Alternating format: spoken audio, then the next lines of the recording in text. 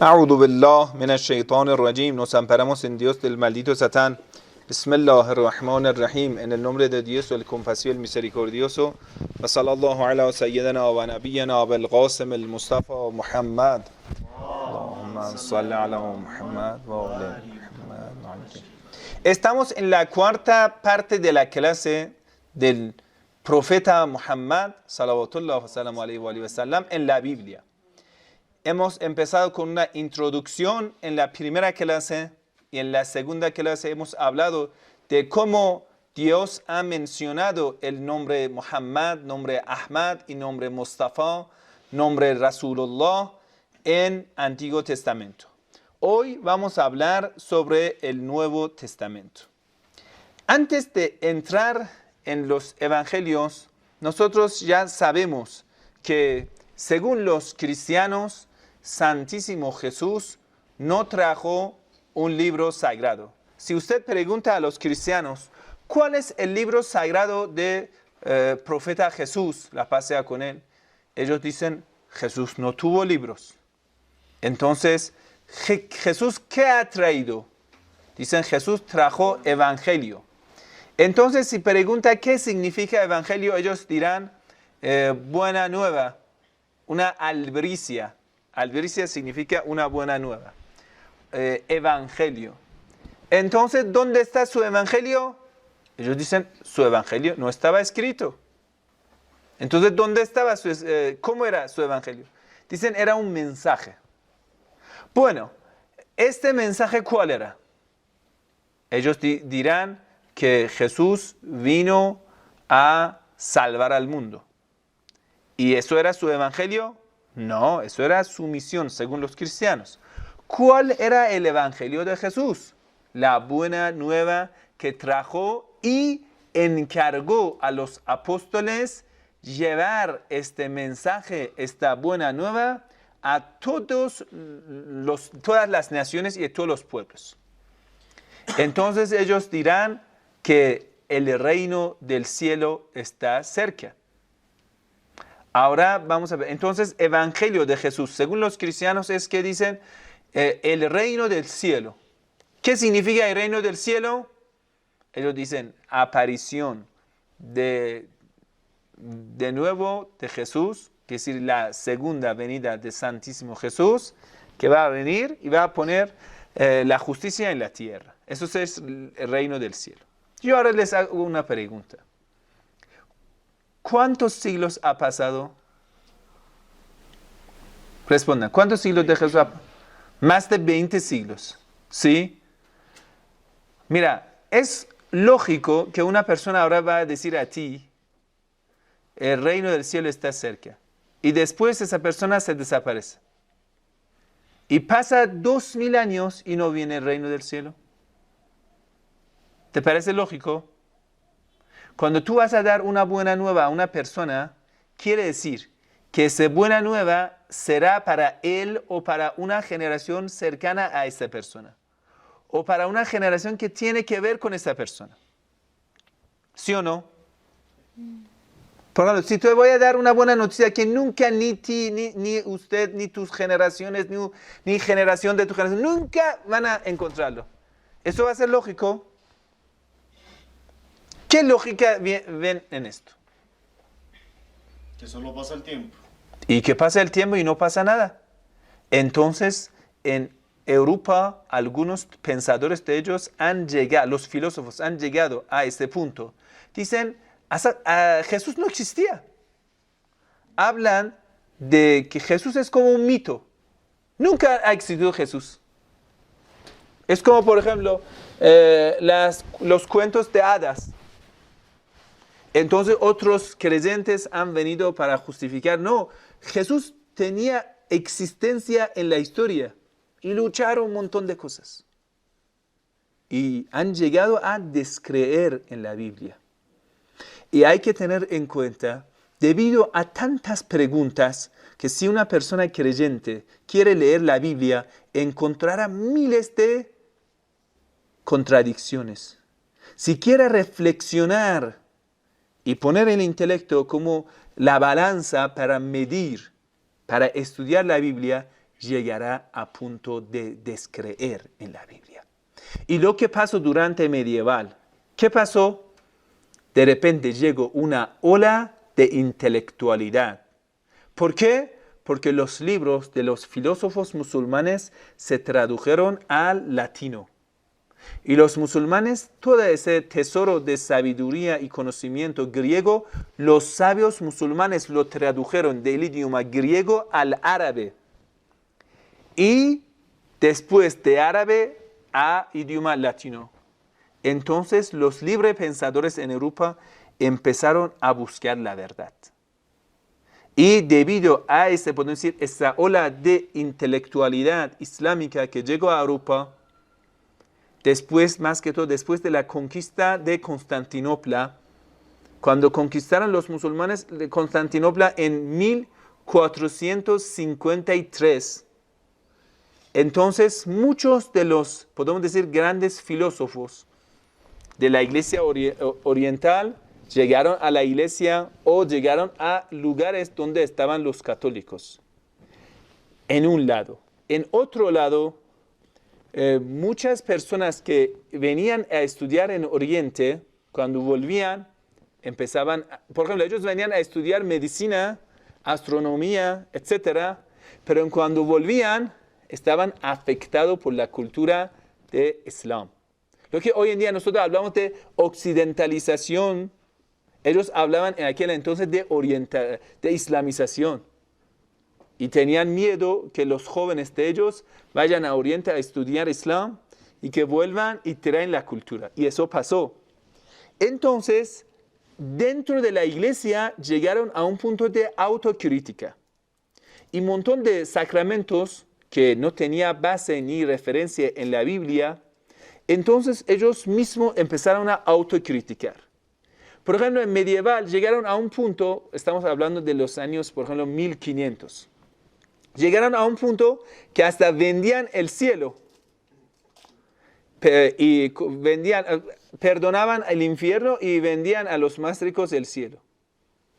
Entonces, como por ejemplo, como Martín Lutero, después Calvin, etc., muchos dentro de la Iglesia Católica empezaron a autocriticar. Por ejemplo, Martín Lutero escribió como un libro, se llama Reformas de 95 puntos de Martín Lutero, algo así. Entonces, él empezó a criticar la Iglesia. Cuando la Iglesia no quiso aceptar interiormente, ellos llevaron el conflicto interior de la Iglesia afuera. Entonces, empezaron a traducir los textos sagrados para atraer juicio de la gente común corriente. Entonces, Martín Lutero tradujo la Biblia cerca de año 1517 a 20. Tradujo la Biblia a alemán, exacto. Entonces, hoy en día, vas a ver los números de los ateos en Alemania son mucho más en otro lado de Europa, donde la Biblia se tradujo y la iglesia lo sabía. Durante la historia prohibía que la gente común corriente puedan aprender idioma latina o aprender otro idioma que puedan entender la Biblia. Decía, leer la Biblia es al cargo de cura, al cargo de los clérigos. Y otros no tienen derecho para ir a leer la Biblia o preguntar sobre la Biblia. El clérigo, el religioso, el cura va a hablar de la Biblia donde es conveniente y el resto no es bueno para tu fe. Entonces era prohibido aprender, por ejemplo, literatura, aprender otras cosas durante medieval en Europa.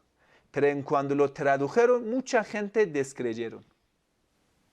Y esa ola grande de los protestantes empezó cuando la Biblia empezó a ser traducida en distintos idiomas y llegó a la mano de la gente común corriente. Cuando una persona empieza a estudiar más la Biblia, va a descreer más. Ese es el problema que hay en la Biblia, aún más.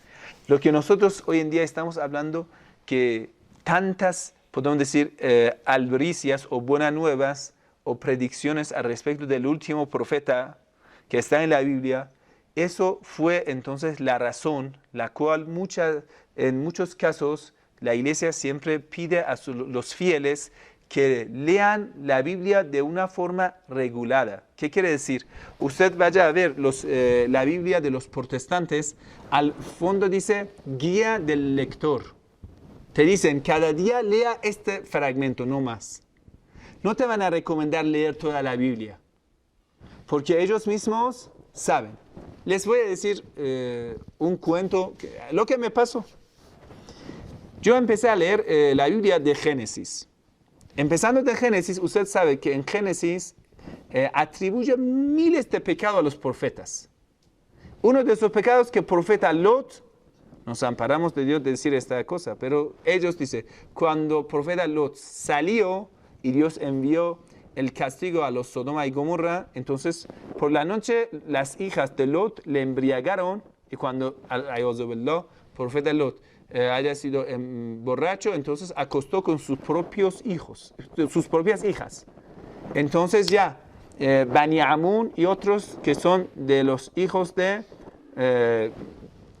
generación del profeta Lot a través de sus propias hijas, imagínate. Es un gran pecado y muy feo. Entonces yo empecé a discutir en una de esas salas de chat bíblico con un sacerdote. Y yo le pregunté, y dijo, mira, eso Lot no tenía culpa, porque estaba borracho. Entonces yo le pregunté, si tu vecino se emborracha y viene a acostar con tu esposa, ¿eso es feo o es bueno? Dijo, es feo. De hecho, aunque la persona esté borracha, igual tendrá la culpa. Entonces tú no puedes justificarlo. ¿Sabe al final qué me dijo? Me dijo, ¿quién te dijo que vayas a leer la Biblia, la parte de Génesis? Vaya a leer los evangelios de Mateo. Incrédulo. Y bueno, ya terminó el diálogo. Ahora volviendo al tema. Entonces, en vez de estudiar toda la Biblia tal cual es, ellos empezaron a estudiar fragmentos. Tal como usted va a una iglesia, por ejemplo, siempre te van a leer la parte de Salmos, que es muy lindo y muy bello, o la parte de Eclesiástica, o la parte de, por ejemplo, Cantares, etc. Son fragmentos muy místicos, muy buenos. Nosotros también decimos, hay muchas palabras de Dios en la Biblia. Ojo, no decimos que toda la Biblia fue tergiversada, pero te digo una cosa. Si te van a servir una bandeja grande, llena de vasos de jugo, jugos muy dulce y muy bueno, te digo, de 10 vasos de jugo tan exquisito, 3 son veneno. ¿Tú vas a tomar de esa bandeja algo o no? ¿Por qué no? Porque veneno. Porque no se puede confiar en ninguna parte. Lo que tú tocas puede ser esa parte venenosa. En un libro sagrado, cuando tú tengas certeza de que hay parte de tergiversación, entonces eso quitará autoridad de todo el libro sagrado. Ahora bien, durante medieval, la iglesia, o mejor dicho, los grandes pensadores de la iglesia han escapado de algunas formas. Por ejemplo, uno de ellos, durante la historia, escapaban de leer la Biblia y decían la autoridad lo tiene la iglesia, no el libro sagrado. Y eso es lo que, por ejemplo, la iglesia católica siempre ha dicho. Quiere decir, tú no puedes tomar y agarrar el texto y empezar a interpretarlo. Vaya donde la iglesia, pregunta a ellos. Ellos saben cómo interpretar el texto. Bueno, los protestantes que acudieron al texto sagrado, ellos empezaron a criticar a todo, entonces estudiarlo. Y muchos de esos protestantes ya llegaron a descreer y hasta llegaron a decir gran ramera a la iglesia. ¿Sí? Ahora, ¿qué pasa? Cuando tú vienes a estudiar, ¿y cómo vas a justificar la parte que tiene contradicción, la parte que tiene todo esto? Siempre de alguna forma han escapado. Y primero que lo hacen, ya que la gente común corriente no sabe idioma griega ni arameo, que es los textos del Nuevo Testamento están o en griego o en arameo. ¿Sí? Entonces, en la traducción, manipularon la traducción. Eso es lo que siempre ha pasado. Quiere decir, ellos mismos dijeron, ¿por qué dejamos que los enemigos traduzcan la Biblia? Nosotros mismos lo vamos a hacer para impedir que ellos lleguen a ese punto. Por ejemplo, han llegado a hacer algunas traducciones que ellos lo llaman tafsir. Y tafsir significa que dentro de la traducción traen la interpretación. Impiden que la gente cae, según ellos, en desviación, en extravío. Entonces ellos hicieron esto, que es una tergiversación doble o triple a lo que era texto sagrado. Otro que hicieron, ellos dijeron, mira, no importa lo que diga la Biblia. Entonces, ¿qué importa? Esto que tú creyeras que esto es una palabra de Dios inspirado por el Espíritu Santo a los escritores y tu corazón va a ser guiado a través del Espíritu Santo. Quiere decir, si tú vas a leer la Biblia, Espíritu Santo viene y va a trabajar en ti. No importa lo que diga la Biblia. Lo importante es que tú tengas obediencia y leas la Biblia y deja tu corazón en manos del Espíritu Santo. Eso te va a llevar. El tercero es otro. Y si vamos a nombrar cómo ellos quisieron escapar del texto, ya tenemos un montón. Pero yo creo que la forma más correcta es ser sincero, aceptar que algunas partes de la Biblia ha sido manipulado y volver al texto sagrado y agarrarlo tal cual es y creer en el texto sagrado tal cual es. Lo que nosotros los musulmanes lo hacemos. Ahora, teniendo en cuenta todo esto, vamos a entrar en Nuevo Testamento, lo que todos los cristianos, los católicos, dicen que tiene autoridad.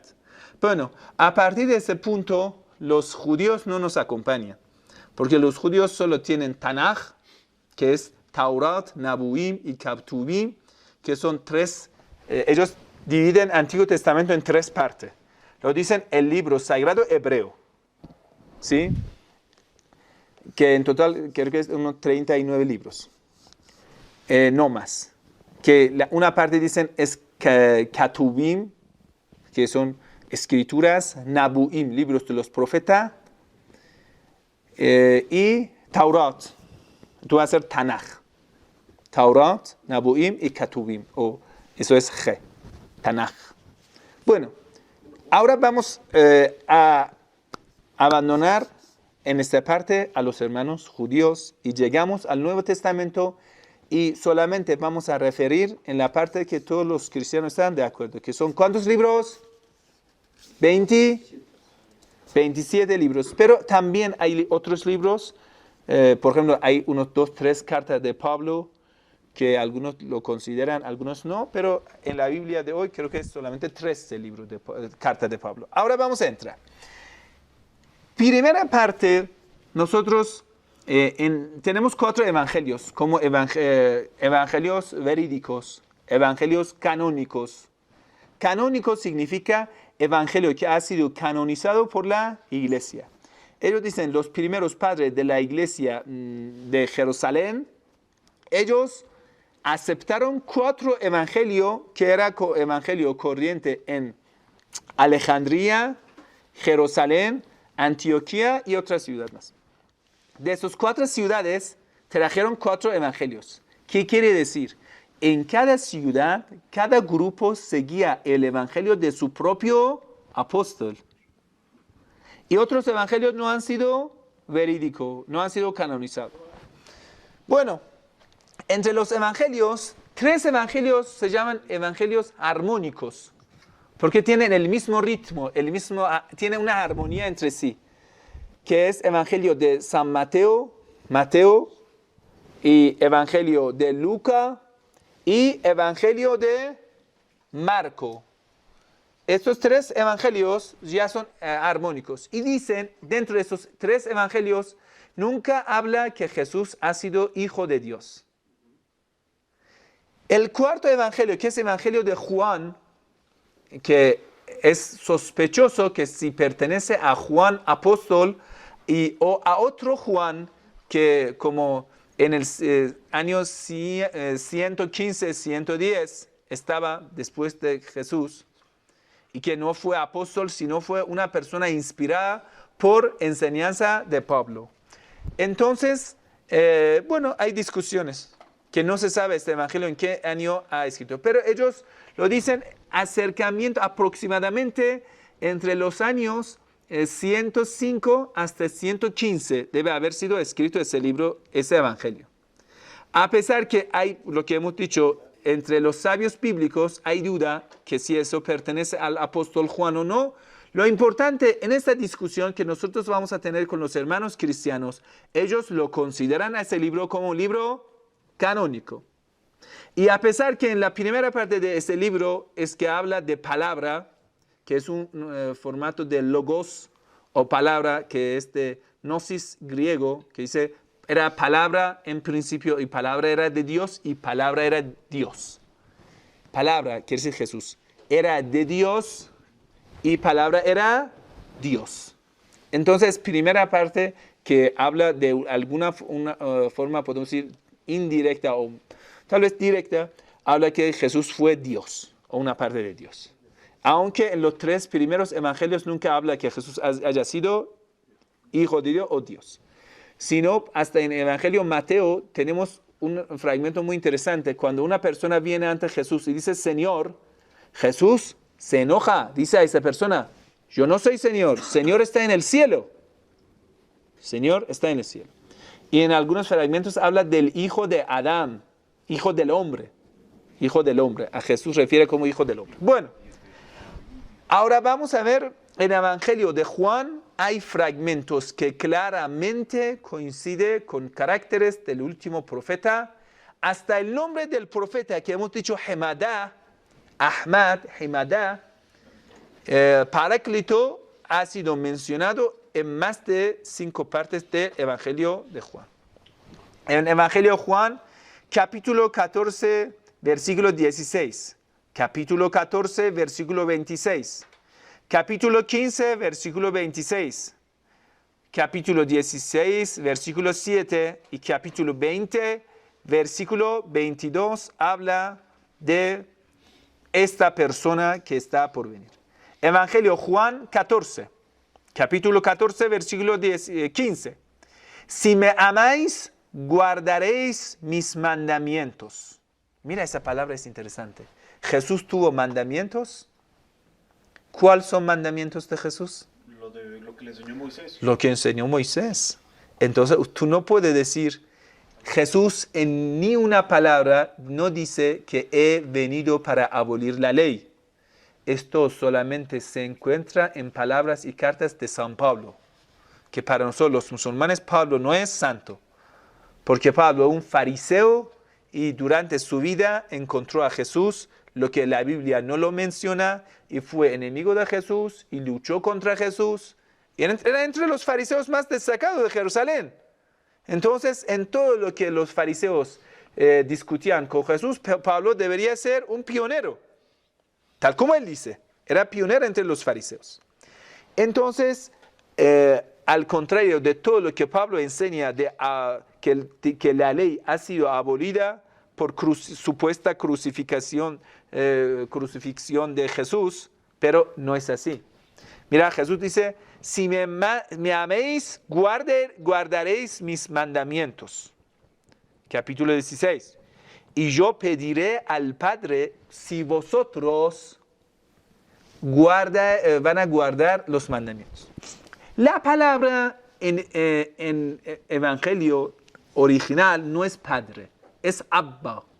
Cuando en el evangelio Mateo habla Jesús de Dios, de Rab, dice Abba.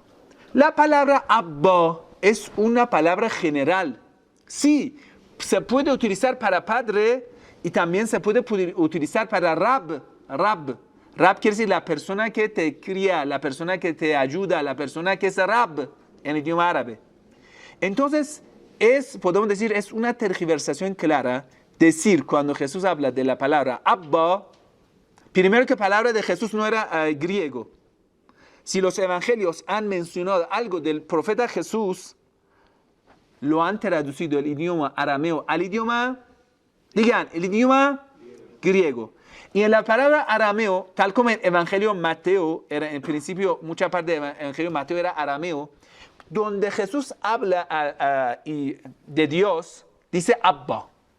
Y la palabra Abba, hemos dicho, es un concepto general. Sí, refiere al Padre, también refiere a Dios. Quiere decir, tiene doble sentido.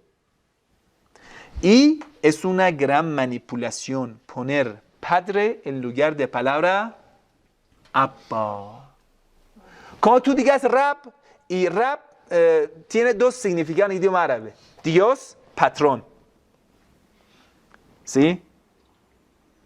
Dios y patrón. Por ejemplo, un amo de un esclavo, a él también dicen rab.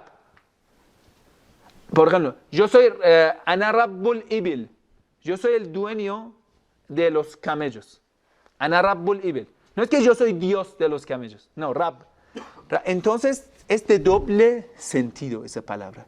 Y es una tergiversación clara en la Biblia cuando han puesto en lugar de palabra padre, Abba, pusieron palabra padre.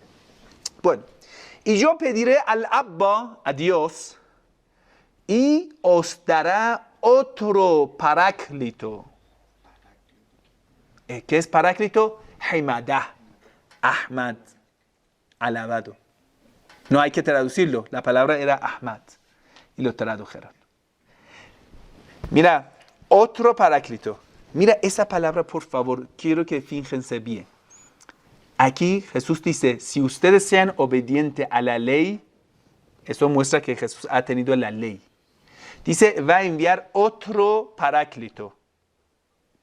Quiere decir, Jesús es un profeta, en calidad de él, Dios enviará otro profeta que es Ahmad. Paráclito significa alabado, Ahmad, Haimadah. En idioma hebreo es Haimadah y en idioma árabe Ahmad, Muhammad. Para que esté con vosotros para siempre. Escuchen la palabra. Que esté con vosotros para siempre. Que Jesús habla que la última religión será para siempre. Para siempre. El último profeta va a ser para siempre. El Espíritu de la verdad, a quien el mundo no puede recibir, porque no le ve ni le conoce, pero vosotros le conocéis porque mora con vosotros. En capítulo 14, Evangelio Juan, capítulo 14, versículo 23. Jesús le respondió, si alguno me ama, guardará mi palabra. Y Abba, mi Dios, aquí dice Padre, hemos dicho que no es correcto. Y mi Dios le amará y vendremos a él y haremos morada en él, rezo a él. El que no me ama no guarda mis palabras, refiere a Pablo. Pablo no guarda la palabra de Jesús. Y la palabra que escucháis no es mía, sino de Dios. Mira, estas frases de la Biblia son bien claras que hay una dualidad entre Jesús y Dios. Si es Dios, no como está mintiendo. Porque dice, Dios me ha enviado. Dios ha enviado a sí mismo, entonces no puede decir que Dios me ha enviado. Es una dualidad clara. Entonces no podemos decir que Jesús es el mismo Dios. Es diferente. Sino del Padre o de Dios que me ha enviado. Enviado significa mensajero, Rasul. Profeta, enviado. Rasul. Profeta, Dios que me ha enviado. Os he dicho estas cosas estando entre vosotros. Pero el Paráclito, Ahmad, el Espíritu Santo es una parte agregada a la traducción. Usted en el texto griego no lo vas a encontrar. Ellos primero hicieron eso entre paréntesis y después quitaron paréntesis y lo pusieron así descaradamente en la Biblia. El Paráclito que Dios enviará en mi nombre, os lo enseñará todo. ¿Cuál es el profeta que trajo toda la jurisprudencia? Sí, os enseñará todo, os recordará todo lo que yo os he dicho. Os dejo la paz, shalom. Mi paz os doy, no os la doy como la da el mundo. No se turbe vuestro corazón ni se acobarde. Nuestra pregunta es, ¿cuándo y cómo ha llegado este Paráclito? Los cristianos, eso es el Espíritu Santo, que justo después de Jesús ha venido. pero la respuesta es bien clara. Jesús pone una condición. Dice, si yo no me voy, Él no va a venir. Pero el Espíritu Santo siempre estaba en la vida terrenal, estaba con Jesús. Evangelio Mateo dice, cuando bautizaron a Jesús, salió como una paloma el Espíritu Santo. El Espíritu Santo siempre estaba al lado de Jesús, ayudándolo. Entonces, no es una condición lógica que Jesús diga a sus apóstoles, yo debo ir para que Él venga, porque el Espíritu Santo estaba. Entonces debe ser otra persona que el Espíritu Santo. Vamos a ver Juan 15, 21. Pero todo esto os lo harán por causa de mi nombre, porque no conocen al que me ha enviado. Habla de maltrato de los judíos a los apóstoles. Si yo no hubiera venido y no les hubiera hablado, no tendrían pecado. Escucha, judíos, si Jesús no hubiera venido y no les hubiera advertido que el último profeta está por venir, judíos no tenían culpas, porque ya no lo reconocían. Pero Jesús ha venido con el Evangelio. Pero ahora no tienen excusa de su pecado. ¿Cuál es ese pecado? Rechazar al último profeta. El que me odia, odia también a Dios. Porque ellos, ¿por qué van a odiar a Jesús? Por favor, quiero que, por favor, un momento, por favor, fíjense. Si Jesús viene a decir, reino del cielo está cerca, ¿quién va a odiar a Jesús por decir esto? ¿Cuál es la razón para odiar a Jesús? La única razón es porque Él ha venido diciendo a los hijos de Israel, oh hijos de Israel, lo que los sacerdotes y rabinos de vosotros les han contado es falso. El último profeta, Jemadá de las naciones, Ahmad, no es hijo de Isaac, es descendiente de Ismael y está por venir. Entonces los judíos empezaron a odiarlo. La pregunta, ¿qué hizo Jesús que los judíos lo odiaron tanto? Respóndeme. ¿Y quiénes lo odiaron? Los fariseos. Miren, durante la historia los fariseos fueron los judíos más rectos, más sabios, y todos los rabinos. Y ellos decían a todo el mundo, está por venir el último profeta. Los fariseos predicaban a otros judíos, a los saduqueanes, a los saduquíes, que eran muy metidos con los romanos, con los griegos. A ellos le inculparon. Ustedes no están preparados para la venida de Mashiach, de Mesías. Ellos mismos que le estaban llorando que Dios envía ¿sí? Jesús, cuando llegó Jesús, lo desmintieron. ¿Por qué? Eso es la pregunta. ¿Cuál es la razón para que vayan a odiar a quien lo estaban esperando? La respuesta es bien clara. Algunos cristianos dicen, no, es que ellos esperaban un rey de los hijos de Israel y Jesús no fue un rey. ¿Y eso va a ser razón para odiar a una persona y perseguirlo hasta la muerte? No. Jesús vino y derrumbó el base de pensamiento de los judíos racistas de aquel entonces. ¿Cuál era el base? Que somos el pueblo escogido de Dios. Somos el mejor. Pero Jesús enseña, quien guarda los mandamientos será reconocido en el cielo. Quien rompe lo más mínimo de los mandamientos será el más inferior en los reinos del cielo. Entonces enseña que ser de raza judía no es una ventaja, no es un privilegio, sino ser obediente a Dios es un privilegio. ¿Y qué más?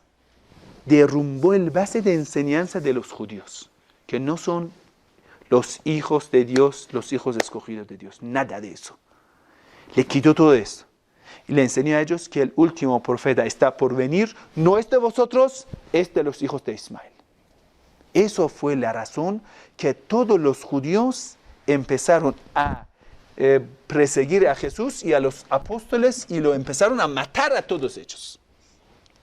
Los romanos no tenían problema con Jesús. Los propios judíos tenían. Mira, el que me odia, odia también a Dios. Si no hubiera hecho entre ellos obras que no ha hecho ningún otro, obras, ¿qué refiere? Milagros.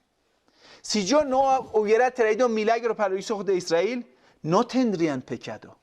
Quiere decir, Jesús dijo, yo he traído suficientes milagros y argumentos para este pueblo judío para salvar a ellos. Pero ya ellos me descreyeron y ahora tienen pecado. Si no 24, versículo 24, si no hubiera hecho entre ellos obras, tantos milagros, que no había hecho ningún otro, no tendrían pecado. Pero ahora las han visto los milagros. Y nos odian a mí y a Dios. La ley del Corán dice, ellos son enemigos de Gabriel. ¿Sabe por qué? Arcángel Gabriel. Dicen, Arcángel Gabriel traicionó a los hijos de Israel. Porque llevó la última revelación a los hijos de Ismael. No lo trajo para los hijos de Isaac. La ley del Corán dice, Man kana aduwan le Jibril, quien sea enemigo de Gabriel porque él lo ha descendido, el Sagrado Corán, a tu corazón, él es enemigo de Dios. Lo mismo que Jesús aquí dice en Evangelio Juan capítulo 15 versículo 24. Pero es para que se cumpla lo que está escrito en su ley. Yo le pregunto, ¿qué está escrito en la ley? Cuando habla de la ley refiere al Antiguo Testamento. ¿Qué está prescrito que ahora debe cumplirse? Que va a venir el último profeta. Aquí, con esta frase, Jesús está refiriendo que en el Antiguo Testamento está el nombre del último profeta. Me han odiado sin motivo. Quiere decir injustamente, ilógicamente. Cuando venga el Paráclito, Ahmad, que yo os enviaré de junto a Dios, cuando yo voy donde Dios, entonces vamos a enviar a Él. El Espíritu de la verdad que procede de Dios, Él dará testimonio de mí. Ahora vamos a preguntar, si no hubiese ido el Sagrado Corán, ¿dónde usted podría creer que existió un hombre, su nombre Jesús? Dime. Si no hubiera sido el Sagrado Corán quien defiende de Santa Virgen María, hoy en día salió documentales muy feos. En Occidente ellos no tienen vergüenza, no tienen piedad.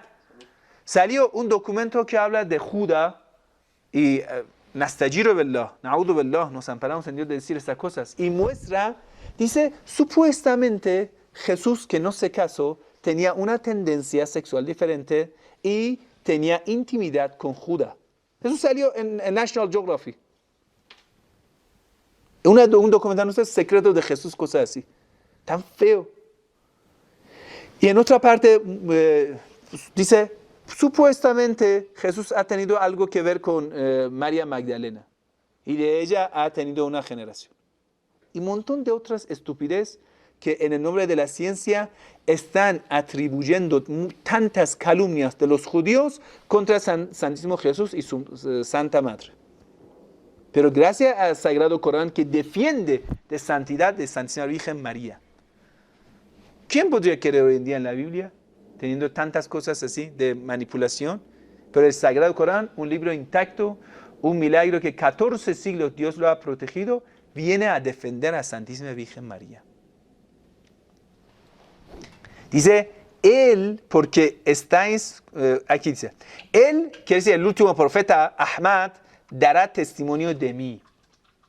Lo que hemos dicho, que ellos están poniendo en duda, existencia de Jesús. Pero también hasta la iglesia lo ha aceptado. La iglesia ha llegado a aceptar que muchas historias bíblicas son simbólicas. Que si nunca ha existido esto, son simbólicos. Hasta yo leí de uno de los padres de la iglesia que decían, esta historia de Adán y Eva es simbólico, no existió. Aunque en Génesis claramente lo está explicando. Ellos ponen en duda todas las cosas. Si nosotros dejaríamos la religión en manos de ellos, dicen que ni siquiera existe Dios. Punto. Vamos a ver qué dice el Santísimo Jesús en Juan 15, versículo 27. Pero también vosotros daréis testimonio, porque estáis conmigo desde el principio. Juan 16. Era Juan 15, ahora Juan 16, que es más fuerte. Capítulo 16, versículo 4. Os he dicho esto para que cuando llegue la hora, os acordéis de que ya os lo había dicho. No os dije esto desde el principio porque estaba yo con vosotros. Pero ahora me voy a aquel que me ha enviado. Esto es bien claro. ¿Quién me ha enviado? Dios. Voy a donde Dios. Y ninguno de vosotros me pregunta dónde vas, sino que por haberos dicho esto, vuestros corazones se han llenado de tristeza. Pero yo os digo la verdad, os conviene que yo enviaré, que yo me vaya, porque si no me vaya, si no me voy, no vendrá a vosotros Ahmad, el Paráclito. Es bien claro, ¿no? Demasiado claro. No puede ser Espíritu Santo Paráclito. ¿Por qué? Espíritu Santo siempre estaba con Jesús. Ahora Jesús dice, si yo me voy, Él va a venir. Pero si me voy, os lo enviaré. Es un enviado de Dios, un mensajero de Dios. Y cuando Él venga, convencerá al mundo en lo referente al pecado. Vamos a ver. Mira, durante la historia, siempre el pecado original, ¿qué es el pecado? El concepto del pecado siempre ha quedado uno de los conceptos más ambiguosos durante la historia, ¿sí o no? En la única religión que el tema del pecado es bien claro, bien esclarecido, ¿sí? Palpable, es el Islam. Ahora les pregunto, ¿dónde ha venido esto? Ellos dicen, ha venido el Espíritu Santo después de Jesús y ha inspirado a los apóstoles, pero no ha esclarecido el tema, el asunto del pecado, sino ha llevado a más profundidad de ambigüedad a los cristianos. El concepto del pecado aún ha quedado como uno de los misterios de la iglesia, ¿sí o no? Pero dice, esta persona cuando viene les va a explicar bien el concepto del pecado. Mira, convencerá al mundo en lo referente al pecado. La única religión que lo ha explicado. En lo referente a la justicia, ha pasado 2000 años. ¿Quién ha traído la justicia a la tierra? Vamos a ver. El último profeta. La única religión que nos enseña no puede rezar detrás de un religioso pervertido es el Islam. Si un sheikh, un religioso, haya cometido pecado, no puede dirigir la oración. En la única religión que te enseña cuál es la justicia verdadera. La única religión que te enseña a gritar contra los opresores es el Islam. El único profeta que su nieto ha sido martirizado en el camino de la justicia es profeta del Islam. Y su nieto Hussein, quien ha levantado la bandera de la justicia. Vayan a ver cuál religión lucha contra los opresores. Vayan a ver. ¿Cuál religión? ¿Sí? ¿Cuál religión está luchando para la justicia? ¿Cuál religión ha traído más jurisprudencia para llegar a un mundo justo? El Islam. Entonces, primero, al respecto del pecado, al respecto de la justicia y en lo referente al juicio, el día del juicio final, etc. Mira, los cristianos creen que con la venida de Santo Jesús va a terminar todo. Y ahí Dios va a resucitar a los pecadores y a los correctos y va a poner el juicio final aquí en la tierra. Y todo el mundo vivirá en la tierra. Yo les pregunto, ¿es posible que todas las generaciones de los seres humanos desde Adán hasta hoy en día van a resucitar y van a vivir aquí en la tierra? ¿Es posible? ¿Y cómo y una eternidad van a vivir en esa tierra material? Han materializado a los conceptos religiosos. Y eso es un efecto claro de la religiosidad romana que ha afectado a la religiosidad católica y cristiana. Si no, esa tierra está por destruirse. Todos los astrónomos dicen esto. Usted pero ya va a ver, la tierra, el sol, tiene una vida, tiene un nacimiento y tiene una desaparición. Es imposible científicamente que esa tierra pueda continuarse. Entonces debe destruirse algún día. Eso es lo que nosotros decimos Yawm al-Qiyamah. En el Sagrado Corán, 1/3 del Sagrado Corán habla del juicio final. Después de la venida del Imam Mahdi y Santísimo Jesús, con ellos sea la paz, va a venir, sí, un gobierno justo, y después de eso, que no sabemos cuánto tiempo va a durar, va a venir el día del juicio final. Se destruirá toda la tierra. Todo el mundo material se va a destruirse y Dios va a poner todo el universo material, lo va a destruir y va a poner un mundo nuevo que va a estar una parte del paraíso y otra parte va a estar el infierno. En lo referente al pecado, porque no creen en mí. En lo referente a la justicia, porque me voy a Dios. Y ya no me veréis. En lo referente al juicio, porque el príncipe de este mundo está juzgado. Mucho tengo todavía que deciros, pero ahora no podéis con ello. No pueden aguantar. No pueden aguantar. Cuando venga Él, el Espíritu de la verdad os guiará hasta la verdad completa. Pues no hablará por su cuenta, sino que hablará lo que oiga. ¿Sí? Es bien claro. Espíritu Santo, ¿de parte de quién habla? Digan, el Espíritu Santo, según ellos, es Dios. ¿Y de parte de quién habla el Espíritu Santo? De parte Espíritu Santo, según ellos, es un Dios. Y Dios habla de parte de sí mismo. Aquí ya dice, Él no hablará por su cuenta, sino hablará lo que oiga, recibe la revelación. Es un profeta. Él no puede ser Espíritu Santo. Según los cristianos, el Espíritu Santo es quien revela, hace la revelación. Entonces no puede ser esta persona Espíritu Santo. Debe ser otra persona. Esto es el último profeta. La yantiqu anil hawa in huwa illa wahyun yuha. Allamahu shadidul quwa. Aleya del Corán. Dice, él no habla de su cuenta. Es aleya del Corán. Solamente dirá lo que el Señor le ha enseñado, le ha revelado. Es bien claro. Y os anunciará lo que ha de venir el día del juicio final.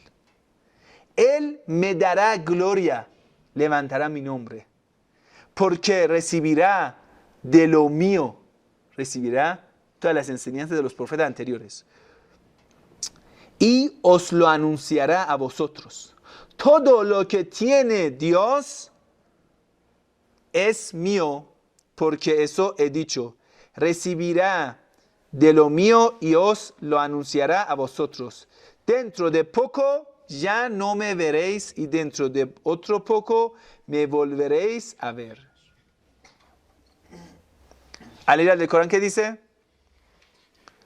¿Sí? Él no habla de su parte, sino habla de parte de lo que Dios le ha enseñado. Vamos a ver, ese concepto de paráclito es bastante claro, que vamos a ver otra parte. Jesús, el evangelio que trajo, ¿para quién lo trajo? Para los hijos de Israel. Aquí en el evangelio Mateo 15, 21 a 28 dice, no soy enviado sino a las ovejas perdidas de las casas de Israel. Quiere decir, este evangelio, esta buena nueva, Jesús lo trajo ¿para quiénes? Para los judíos. Es bien claro, ¿sí? ¿Sí o no? Es bien claro. Ahora les voy a mostrar un argumento histórico que nadie puede negarlo. Es la parte más interesante de la charla. Sí, ellos puede ser que vayan a manipular, lo van a interpretar tal como le da gana. Pero ahora vamos a ver una parte de la historia verdadera, de lo que ha pasado, que nadie puede negarlo. Ahora vamos a ver esta parte que es más interesante. Bueno, nosotros lamentablemente vemos que en las traducciones que hicieron, por ejemplo, Reina Valera, en lugar de palabra parakletus pusieron palabra, mira, ¿qué han puesto? En King James pusieron comforter. Pero aún en la traducción de la Biblia de Jerusalén mantiene la palabra paráclito. ¿Sí? Pero bueno, es una de las tergiversaciones claras de la Biblia. Y en Vulgata, dice parakletum. Aún mantiene la palabra. Y tal como hemos explicado, eso solamente la única persona que nos habló del pecado, de la justicia y del día del juicio final, ¿cuál era? El último profeta. Entonces nadie puede negar esto y una historia muy linda. Ibn Ishaq narra de Safiya que dice, un día yo estaba donde mi padre y mi tío. Estamos hablando de Medina. Cuando el profeta llegó a Medina, muchos judíos vivían en Medina. Y los judíos en grupo iban a visitar al profeta. Escuchen esa parte, es interesante. Safiya dice, un día vi a mi padre y mi tío que ellos cuando me veían, me recibían, me saludaban, me besaban todo.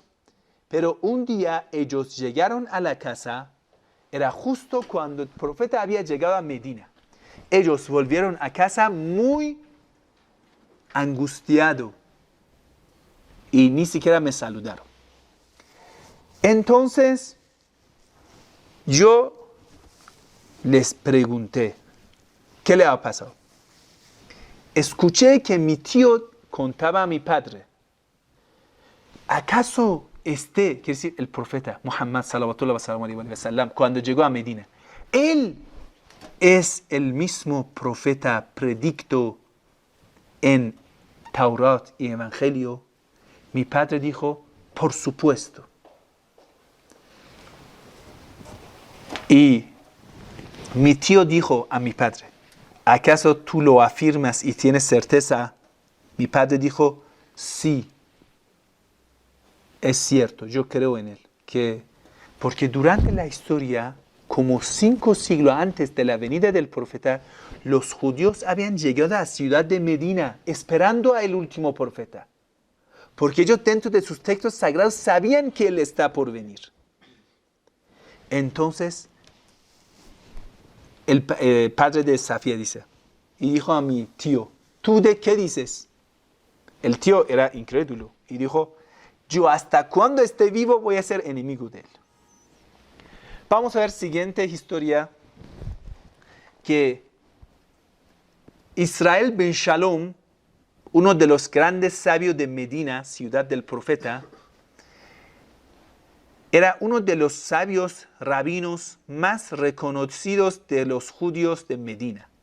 Cuando escuchó que el profeta Muhammad sallallahu alaihi wa sallam está en Medina, entre la tribu Bani Najjar, apresurado llegó ante él haciendo preguntas, las cuales solamente tenían la respuesta los profetas.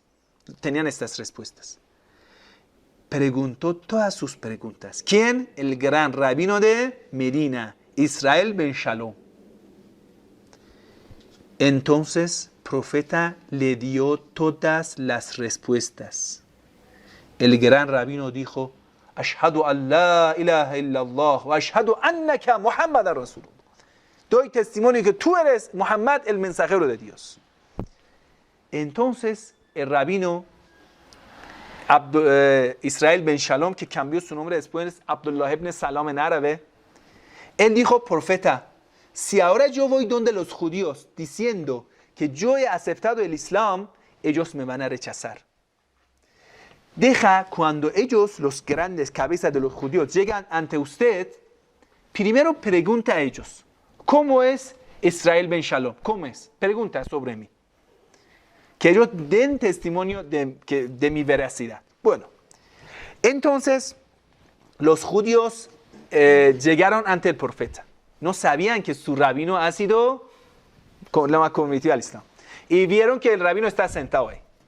Entonces, el profeta le preguntó a ellos, Israel ben Shalom, ¿cómo es entre vosotros? Ellos dijeron, es el más sabio, hijo del más sabio, nuestro Señor, y es el escogido y el mejor entre nosotros. Porque no sabían que ha sido musulmán. Entonces, el profeta dijo a ellos, ¿saben que él ha aceptado el Islam? Entonces los judíos se quedaron boca abierta, sorprendida. 3 veces dijeron, nos amparamos en Dios de eso, nos amparamos en Dios de eso, nos amparamos en Dios de eso. Entonces, Israel ben Shalom entró y delante de ellos dijo, Ashhadu an la ilaha illallah wa ashhadu anna Muhammad Rasulullah. Allahumma salli ala Muhammad. En cuando los judíos vieron que él aceptó el Islam, así empezaron a insultarle, difamarle, maldecirle. Entonces él dijo, Israel ben Shalom, el gran rabino de ellos, dijo, tengan piedad, oh judíos, tengan miedo de Dios. Juro por Dios que ese Muhammad es el último mensajero de Dios. Todos dijeron, tú mientes, tú mientes. Dijo, los dos son cómplices. Así, ya fueron. Ahora vamos a ver la historia. Ese argumento histórico que ahora les voy a dar, nadie puede negar. Vamos a ver la historia.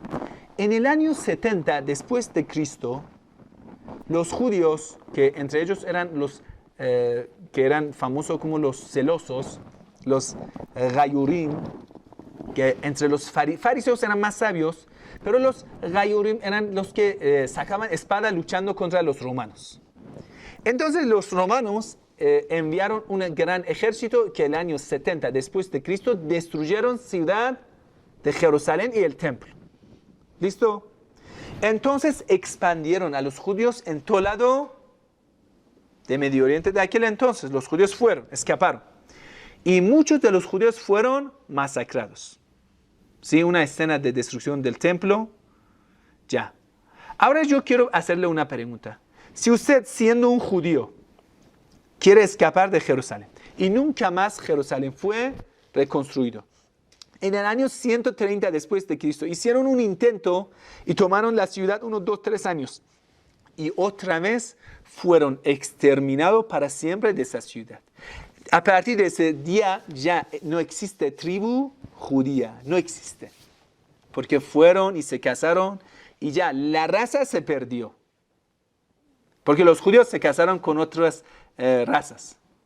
Y ya, a partir de ese día no existe un pueblo judío que usted quiere decir, esos son los judíos. No, la religiosidad judía sí existe, pero como pueblo de una raza.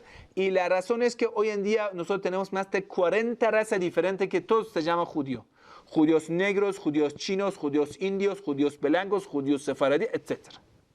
Son más de 40 etnias de colores diferentes. Si es una sola raza, deben ser iguales, como tanta diversidad. Entonces, vamos a volver a la historia. Usted siendo un judío, viviendo en Jerusalén, viviendo en la tierra que es la verdad muy verde, muchas partes de Jerusalén, estas son fotos que les estoy mostrando de donde ellos estaban, ¿sí? Usted si quiere emigrar, ¿a dónde vas a emigrar? ¿Vas a emigrar a donde haya agua, haya civilización, haya algo, sí o no? Por ejemplo, los judíos emigraron a Babilonia, a Irán, a Antioquía, a Turquía, al Egipto, a Etiopía, ¿sí? A Yemen, algo que tenga algo verde, que puedan vivir, que haya una civilización. Yo les quiero preguntar, ¿acaso hay razón que los judíos emigran viviendo en el lugar más incivil y más desértico del mundo, que es Hijaz, en Arabia Saudita? No hay razón. Excepto que todas las predicciones que hemos dicho sean verdad. Excepto que ellos hayan conocido el último profeta. Excepto todo lo que hemos dicho del monte de Farán, de Kedar, de Paráclito, siervo escogido, de entre tus hermanos, Bimadmat, todos ellos lo conocieron. Esa mapa que van a ver es emigración de los judíos a la ciudad de Medina. Vamos a ver cómo es la ciudad de Medina. Es puro desierto. Usted vea el mundo.